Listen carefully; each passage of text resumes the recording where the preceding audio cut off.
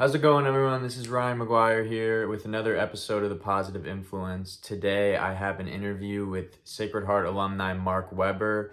He's gone on to have a very successful career in media, broadcasting, and production, and he has a lot of insight for people in the same field. So let's get right into it. Hello, everyone. I'm Ryan McGuire here with Mark Weber, a former Sacred Heart University student who's had a successful career in media. Mark, thanks for being here today. Of course. Thank you for having me. To start off, I want you to just tell me about your experience at Sacred Heart and going through the media school there. What was that like for you? Yeah, of course.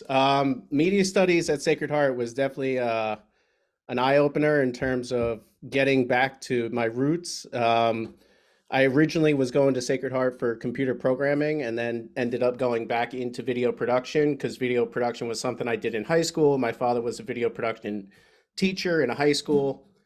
Not in my high school, but another school nearby. So it was kind of just ingrained in me from early on doing video production. Of course, I saw computer programming, thinking that dollar signs, that was going to be a higher income option, but I wanted to do something I was more passionate about. So I ended up going back to my major of video production. So with that in mind, I ended up becoming the video production or media studies president for the Media Studies Association, working with Greg Golda and everything. It was a really, really great program. I know a lot has changed drastically since I've been there. So we were kind of shoestring budget and working out of the old, I think it used to be a church, the building that we used to be in. And nowadays you guys have a full on production studio. So a lot has changed in the past several years, but it's great to see how the school has been evolving. hmm So once you graduate, walk me through where your career starts and what you go into post grad. Sure. I took a year just to work a job that was more computer programming and tech support for the first year out of school, while at the same time trying to get my foot in the door with larger productions. Ended up getting lucky and getting on a National Geographic documentary about the Gulf oil spill.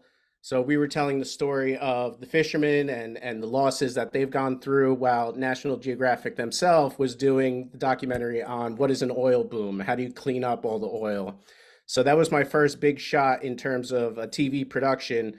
But from the second year out of school, I was working with public access, doing my own productions, working with small local businesses, just to try to get my feet wet in terms of doing full on production, in terms of doing everything soup to nuts, it's shooting, editing, color grading, writing, scripting, directing. So pretty much for the past 15 years, 7 out of those 15 years, I've worked inside of an ad agency. So that was doing editing, color grading, shooting. But most of the work that I'm doing now has been focused on camera department. So I just got off a production for ABC crime drama, where they built a stage and everything inside. One second. They built a stage inside of a, or they built a set inside of a stage where it was an interrogation scene with the monitors and interviews and everything. So we shot that for ABC, and just this coming week, I have a new gig for Volvo that has been an ongoing client that we're trying to get for a full-time contract next year. Okay, interesting. So when you tell me you work with these ad agencies, you're basically shooting like advertisements for different businesses. Advertisements, internal production videos. Like if it's an interview, we created the Baked by Melissa app for one of the ad agencies that I worked at. So inside the ad agency, we created a commercial piece to showcase what the Baked by Melissa app does, what you could do with it, the capabilities, etc. So when I worked for the ad agencies, it was more internal dialogue and internal productions, corporate videos. This is what your health insurance is going to be for the next year, stuff like that. But then we also did at the same time commercial shoots as well. So our biggest client at the time was Mercedes-Benz. So all of the installations inside of a Mercedes dealership, that was us producing it. Oh, So okay. anytime you're looking at a digital display, we were doing all the digital ads for Mercedes-Benz. Um, that company downsized after Mercedes went down to Atlanta. So once they moved to Atlanta, the company downsized. I was let go. And then I continued on my freelance career, and I've been doing that pretty much ever since. I think I left that company in 2016. So Mhm. since 2016, I've been doing full-time freelance. So tell me a little bit about how the freelance work has been and the experience of that. It's definitely been picking up lately. I've been doing a lot of networking for the past several years. So just getting my foot in the door with some new productions. I was able to be brought on to the ABC special from a first AC that I worked with on a cookie commercial 2 years ago. So from 2 years ago, he just knew that I was available, that this was something I did, which was DIT work. So basically capturing footage, capturing audio, syncing everything up, and preparing it for post production, putting a color grade on it, getting a LUT involved, etc. But it's all been networking and keeping an ear to the ground for what productions are coming up. There's another website called Crew Mama that I've been doing a lot of contracts through as well. So it's just really a matter of networking, working really hard and really well with certain crew members, and then them just contacting you when they need new productions. Mhm. Um, but in terms of my freelance, most of it has been through the ad agency that I used to work at. Mhm. They're now kind of freelance. They don't have the office anymore. So it's just freelancers, contractors that are working out of their own houses. So I have my full edit suite and everything at home, and a full kit to be able to do commercial production. So I have the camera, lighting, audio gear, etc. I typically try to work with an audio engineer, so that's something I don't have to worry about. Mhm. But again, with budgets getting smaller and whatnot, a lot of the times they're looking for the one man band stuff. So that's majority of what I do is one man band. Okay, well, interesting. You told me you had some experience on independent films. Tell me about what that was like. Sure. So my first independent film was a horror film 2 years ago that I was doing DIT for as well. I'm not really sure how I even got that contract. I think it was word of mouth as well, but that was a month-long horror film in the middle of the North Jersey woods. And then the second half of the month, we filmed in a stage where they built a cave scene. And it was really, really eye-opening just to see the behind the scenes and how a production actually works in terms of it was a $1.5 million ultra low budget production. The producer that was on it was actually the producer that brought back the Texas Chainsaw Massacre series. So he had experience with larger productions, and he really got the ball rolling with a great crew, great director. And, we just kind of kept our foot to the ground and just really ran through it for an entire 30-day series. So it was definitely eye opening. But from there, I've done a bunch of other independent, smaller productions. um, just recently wrapped up maybe 6 weeks ago on another independent film where I was the director of photography. So that was it was the fourth piece in a series that this one director has been basically taking the past 3-4 years just to focus on doing his independent films. So that has been pretty awesome in terms of trying to get on larger projects like that. I'm hopeful with Netflix being in New Jersey that the studios start getting a lot more work going, and hopefully I could get on and involved with some of those productions. Now, most of the time I get on as a DIT or digital intermediary technician where I'm just capturing media, but I'm also trying to focus on doing assistant camera work as well. So pulling focus, building camera rigs, working with the camera department, etc. So that's what I've been focusing on recently. Very nice. Can you just walk me through what like a regular day on set would be like for these productions? Sure. I mean, case in point, the one coming up on Tuesday is a commercial shoot for the company's called Data Protocol. It's going to be a green screen shoot.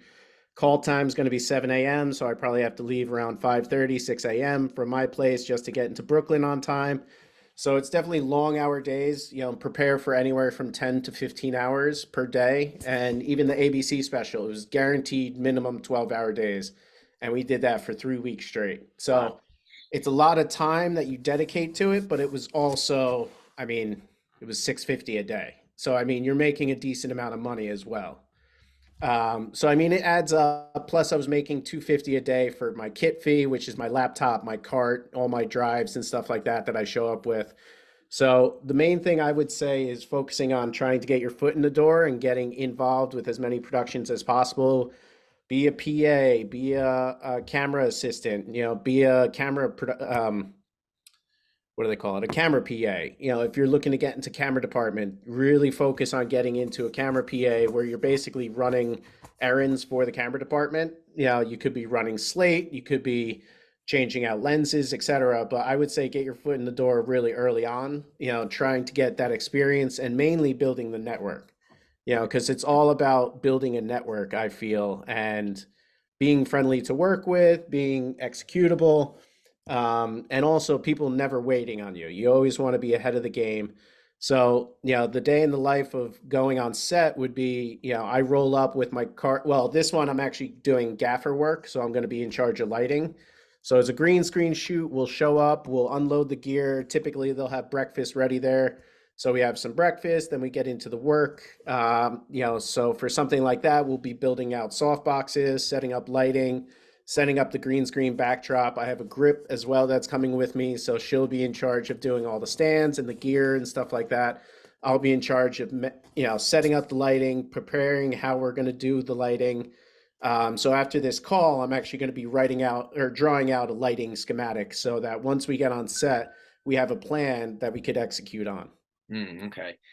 You told one thing I was really interested about that you told me was that you have experience as a drone pilot, and I think Yes. that's some of the best footage you can get. So just tell me about what that's like and how you figured out you were good at that. Well, that was just something that I've always been a techie and like into technology, electronics, robotics. So, yeah, that was something I got in early on, you know, so maybe 7 years ago, I started doing drone photography. And some of the clips in my video, those are all just for me. You know, I've maybe worked once or twice doing drone photography, but the main reason is because I don't have my 107 yet.